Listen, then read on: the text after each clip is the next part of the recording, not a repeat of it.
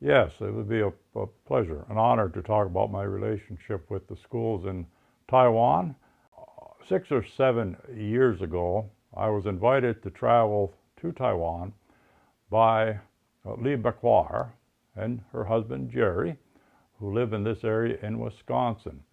They had asked me earlier if I would be interested in doing Skype sessions to help young children in Taiwan learn English and to practice their English pronunciation. And I had said certainly I would be interested in doing that. Uh, my career was in education. I'm a retired educator.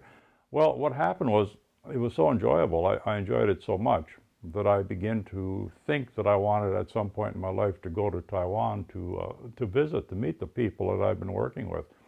And Jerry and Lee were gracious enough to invite me to go with them. They have a home there as well as one in Wisconsin. So several years ago, I went for the first time, and I spent 30 days, and we visited numerous schools, and it was an outstanding experience. I just loved it, and I continued to go back. I have been there now 4 times and have been to literally at 100 to 200 schools, I suppose. The last time was 2 years ago in March, and I stayed with Luke Lynn at his home, and we were there for 5 weeks, and I believe 43 different schools. Many times we would go to school in the morning, another one in the afternoon. Sometimes we might do 2 in the morning, 1 in the afternoon. So we would do 2 or 3 schools each day. And what happens, we come to a school and there's usually quite a reception for us. I mean, they're happy to see Luke Lynn representing My Culture Connect, the Renchi Academy, and also Grandpa Mike. They refer to me as Micah Yeye, which is Grandpa Mike. We are welcomed sometimes with music, sometimes with a line of students who are shaking our hand and wishing us good wishes as we enter. We have even had balloons and arches of balloons at times in some of the more spectacular welcomes that we've got. We've had big neon signs welcoming us. So one time there was a big neon sign with my picture on it. Just very, very big welcome.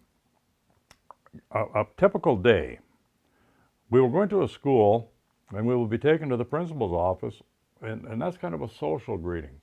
There's largely a large tea table oftentimes, and chairs, and maybe a couch like this, and chairs around the tea table, and we will sit, and the principal will do a traditional tea preparation for us, and we drink out of little small teacups, and this kind of breaks the ice. It gives us a chance to kind of get to know one another, and this will take place for some, maybe 15 or 20 minutes, a certain period of time.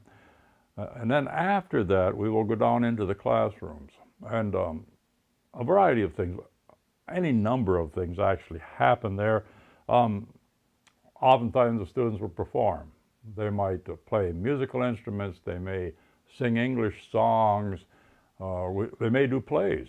They do plays of fairy tales, English Western fairy tales that they would perform using the English language.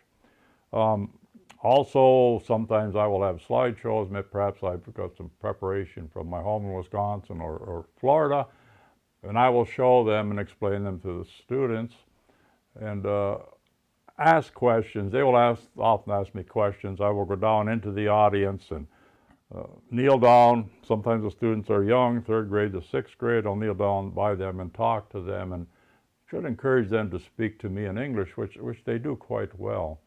And we do a lot of fun things too. I often will pick a hefty looking boy and get him up in front and arm wrestle with him. And of course I will make sure that he wins so that I can raise his hand afterwards and say, "Ah, the champ."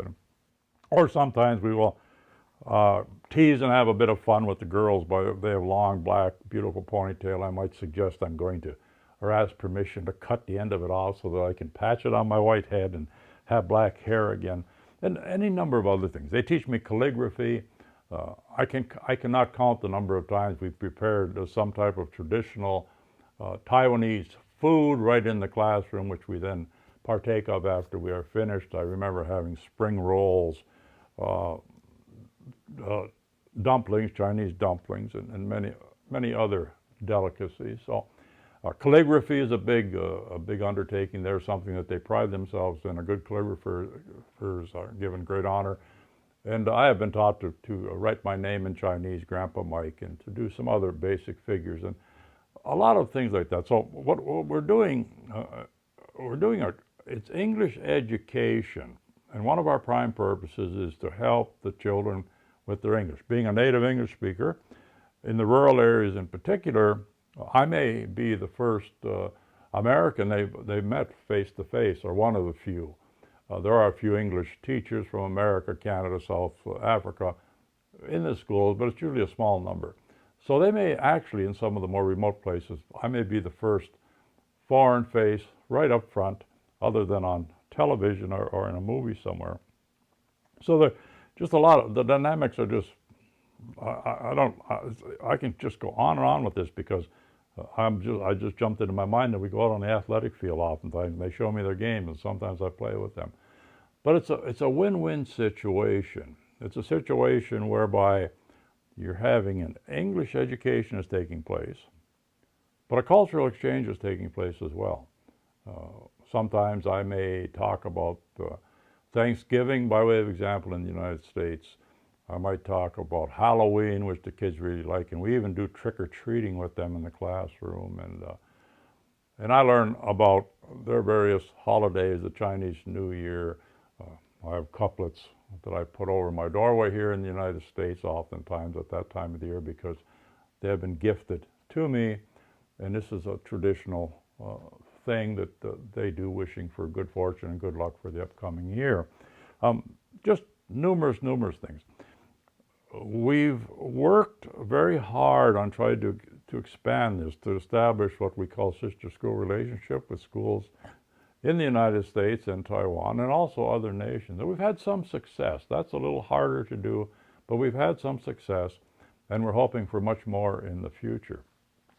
All in all, I think I want to finish this segment by simply saying that it's such a broadening, such a wonderful experience in learning about others, becoming a better citizen in a global sense, and just becoming more understanding, more tolerant of cultures and peoples who are somewhat different than ours or theirs. It's a team effort. It's a very deep friendships are established. I can't tell you the number of people that have sent me gifts, the number of student letters I've had, postcards, you name it. I get big packages from Taiwan, and every student in the class will have written, "Dear Grandpa Mike, we miss you, I love you," just all kinds of endearments that make my heart and my being feel very good.